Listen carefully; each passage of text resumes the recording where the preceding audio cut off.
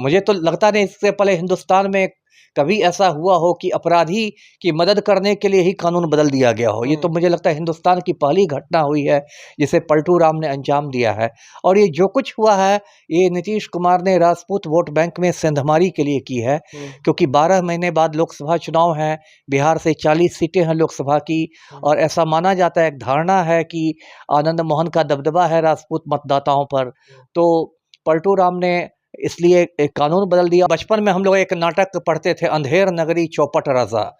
आज बिहार में हम लोग उस नाटक का मंचन देख रहे हैं। पूरा बिहार जो है वो अंधेर नगरी बन गया है, और जो हमारे पलटू राम है मुख्यमंत्री हैं वो चौपट राजा की भूमिका में है। आनंद मोहन, जिसने आप एक दलित अधिकारी, दलित आईएएस थे, मिस्टर जी कृष्णैया, 85 बैच के थे, उनका दिन दहाड़े खून कर दिया था, नेशनल हाईवे पर खून कर दिया था 5 दिसंबर 1994 को। और आनंद मोहन 14 बरस से उम्र कैद काट रहा था, और उसको समय से पहले छोड़ने के लिए बिहार सरकार ने इस 10 अप्रैल को कानून ही बदल दिया, कानून में संशोधन कर दिया, और आनंद मोहन की अब रिहाई के आदेश भी जारी हो गए हैं। आजकल में वो जेल से बाहर आ जाएगा। तो मैं मानता हूं कि आनंद मोहन की जब भी रिहाई होगी वो बिहार का एक काला दिन होगा। मैं इस मुद्दे पर पटना हाई कोर्ट में एक PIL करने जा रहा हूं, जनहित याचिका जिसको कहते हैं, और मैं पटना हाई कोर्ट में PIL के माध्यम से आनंद मोहन की रिहाई को चुनौती दूंगा, और जो कानून में संशोधन किया है पलटू राम ने, उस संशोधन को रद्द करने की मांग करूंगा। नमस्कार, आप देख रहे हैं नेशनल दस्तक और मैं हूं आपके साथ अमन। जी कृष्णैया गोपालगंज के DM थे और IAS भी थे, लेकिन जब उनका हत्या हुई तब आरोपित आनंद मोहन पकड़ाए और जेल चले गए, और जेल में काफी दिन सजा काटे। लेकिन उनके बेटे के शादी था परसों ही, तो बाहर आ गए पैरेलर पे। लेकिन अब जो खबर है कि कानून ही बदल दिए नीतीश कुमार उनको बाहर निकालने के लिए। लेकिन एक दलित समाज से आते हैं जो अभी बिहार में राजनीतिक घमासान है, पूरा दलित समाज उनके खिलाफ है। हमारे साथ पूर्व IPS अमिताभ दास हैं।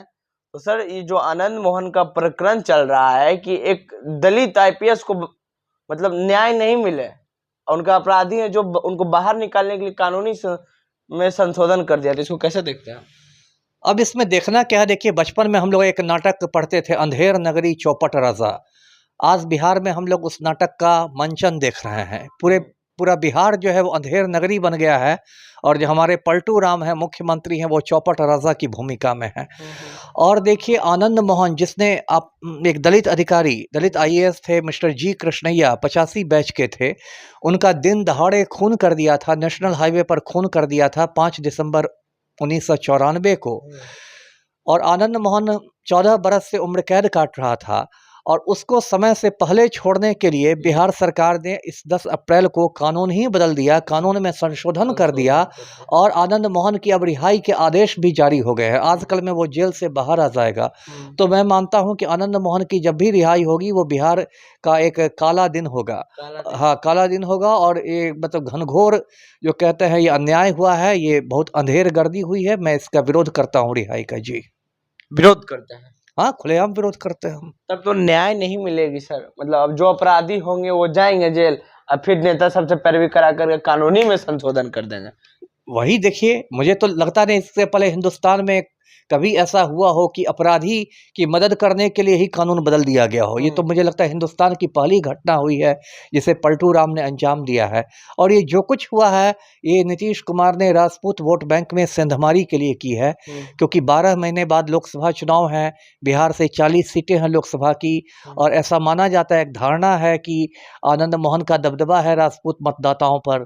तो पलटू राम ने इसलिए एक कानून बदल दिया। और पहले कानून ये था बिहार का कि यदि किसी हत्यारे ने सरकारी सेवक की हत्या की है तो उसको सजा में छूट नहीं मिलेगी। लेकिन 10 अप्रैल को जो नई अधिसूचना जारी हुई है उसमें कहा गया है कि अब सरकारी सेवक की हत्या को भी साधारण हत्या की तरह ही माना जाएगा। अच्छा। तो इसी से आनंद मोहन की रिहाई का जो रास्ता है वो साफ हो गया। जी, तो अब क्या करेंगे? जो तमाम जो लोग विरोध कर रहे हैं, आप जैसे लोग विरोध कर रहे हैं, तो आप लोग क्या करिएगा? अब हम लोग अदालती लड़ाई लड़ेंगे, है ना। जो कृष्णैया साहब की जो पत्नी है मैडम उमा कृष्णैया जी हैदराबाद में रहती हैं, तेलंगाना में। तो उनसे हम लोगों ने संपर्क किया है और वो राजी हो गई हैं इस रिहाई को चुनौती देने के लिए, और संभवतः 1-2 रोज़ में वो सीधे सुप्रीम कोर्ट चली जाएंगी, क्योंकि आनंद मोहन को जो उम्र कैद की सज़ा सुनाई थी वो सुप्रीम कोर्ट ने ही सुनाई थी। तो शहीद कृष्णैया की पत्नी सुप्रीम कोर्ट जाएंगी, और कृष्णैया साहब के जो बैचमेट्स थे, 85 बैच के जो आईएएस अधिकारी थे, वो भी उनका समर्थन कर रहे हैं, सहयोग दे रहे हैं। कल जो सेंट्रल एसोसिएशन है आईएएस लोगों का दिल्ली में, जिसका मुख्यालय है, उसने भी प्रेस विज्ञप्ति जारी की है और बिहार सरकार की निंदा की है कि ये बहुत गलत हुआ है। और जहाँ तक मेरा व्यक्तिगत सवाल है, मैं इस मुद्दे पर पटना हाई कोर्ट में एक पीआईएल करने जा रहा हूँ, जनहित याचिका जिसको कहते हैं, और मैं पटना हाई कोर्ट में पीआईएल के माध्यम से आनंद मोहन की रिहाई को चुनौती दूंगा, और जो कानून में संशोधन किया है पलटू राम ने, उस संशोधन को रद्द करने की मांग करूंगा जी।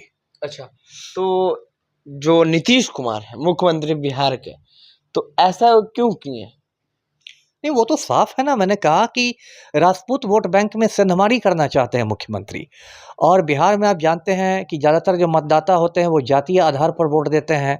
तो पलटू राम को लगता है कि यदि मैं आनंद मोहन को छोड़ देता हूं समय से पहले, तो हो सकता है राजपूत वोट बैंक का मेरी ओर रुझान हो जाए, और इसकी तैयारियां मतलब महीनों से चल रही थी। अभी 2-3 महीने पहले पटना में मिलर हाई स्कूल है, उसके प्रांगण में महाराणा प्रताप पुण्यतिथि पर कार्यक्रम हुआ था, उस बहाने राजपूतों का जुटान हुआ था। पलटू राम मंच से भाषण दे रहे थे, उसमें कुछ लोगों ने नारे लगाए कि आनंद मोहन को रिहा करो, तो पलटू राम ने मंच से ही कह दिया कि हम लोग उसमें लगे हुए हैं, काम चल रहा है, आप उनकी पत्नी से, आनंद मोहन की पत्नी से पूछिए।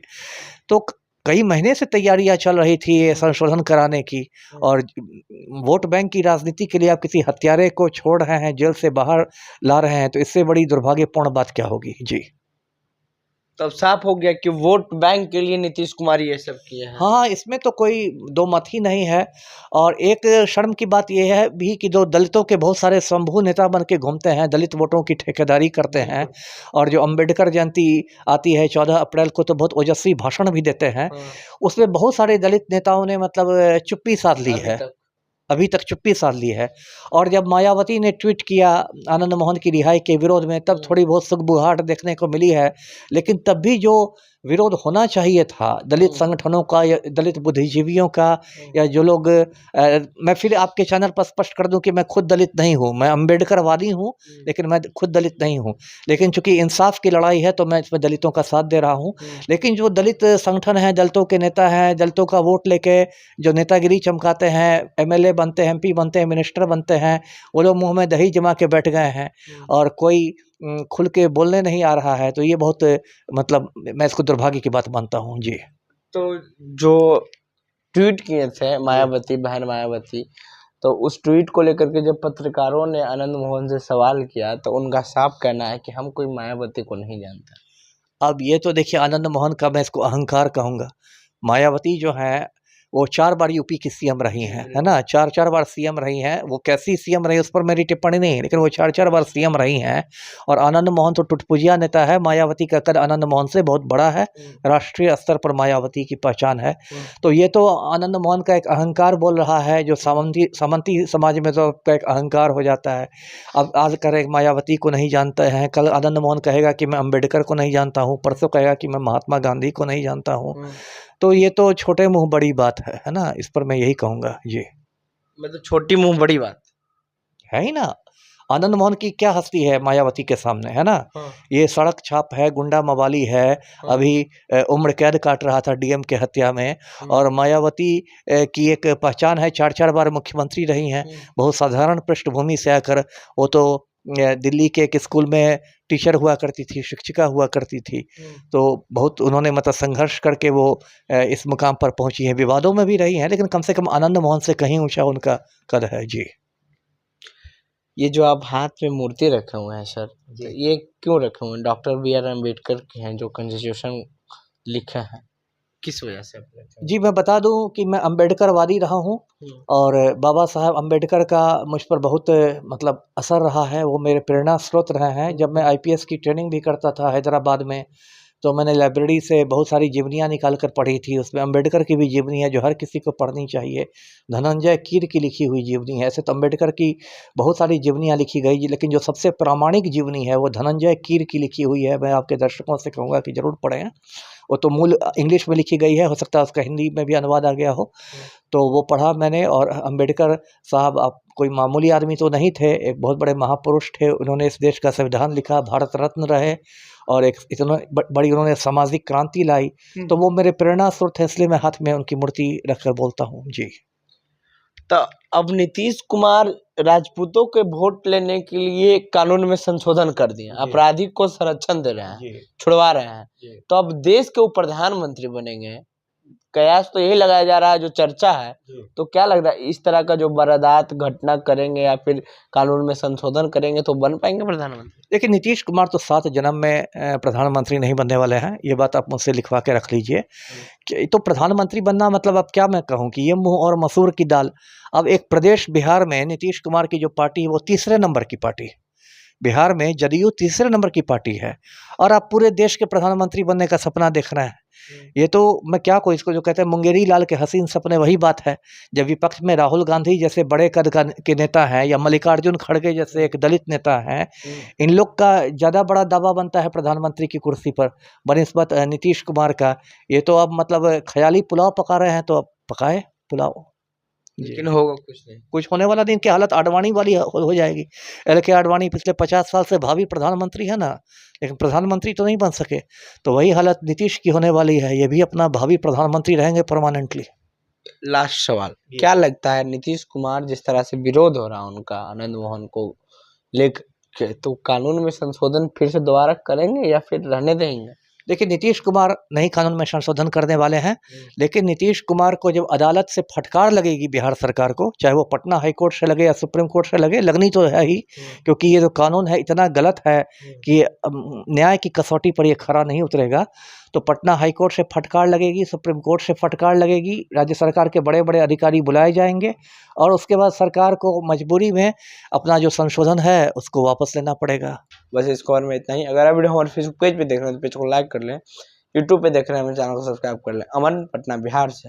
नेशनल दस्तक की आपसे गुजारिश है कि अगर इसको बचाना चाहते हैं तो नेशनल दस्तक को सब्सक्राइब करने के लिए रेड कलर के सब्सक्राइब बटन को दबाएं, फिर बेल आइकन की घंटी दबाएं। नेशनल दस्तक को बचाने के लिए बहुत जरूरी है कि हर खबर को शेयर करें, लाइक करें, कमेंट जरूर करें।